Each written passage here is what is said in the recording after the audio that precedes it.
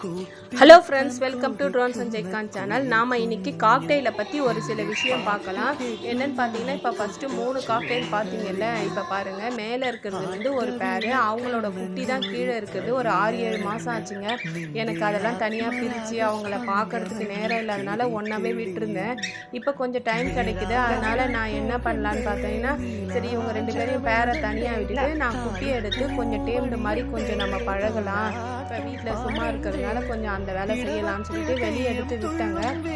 இவங்க 2 பேரும் வந்து அந்த ப்ரௌன் வந்து மேலு, இந்த சாண்டல் கலர் வந்து ஃபீமேலுங்க. அது ஃபஸ்ட்டு நான் வாங்குறப்பலேருந்தே நடக்காது, ஆனால் கொஞ்சம் டேர்ம்டாக இருந்ததுனால பரவாயில்ல நடக்கிறதுனாலும் சொல்லி வாங்கிட்டு வந்தேன். எனக்கு ஒன்றும் அது பிரச்சனை இல்லை, ஃபீமேலு.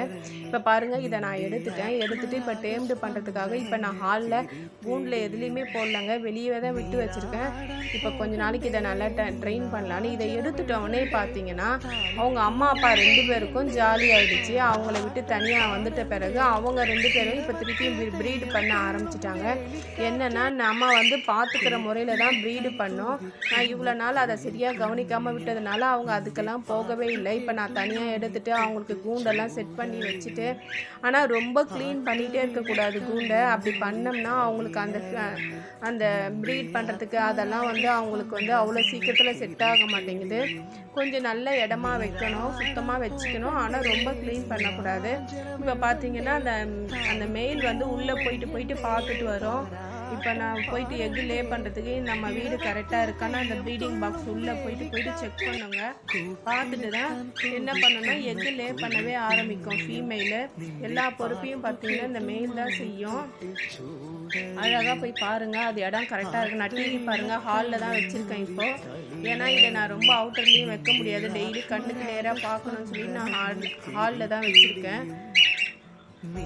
பாருங்கள், உள்ளே போயிட்டு பார்த்துட்டு வருது. பார்த்துட்டு வந்தவொடனே தான் அவங்க ரொம்ப சூப்பராக 2 பேரும் பேசிக்குவாங்க. பேசிட்டு அப்புறமா தான் போயிட்டு ஃபீமேல் லே பண்ண ஆரம்பிக்கும்.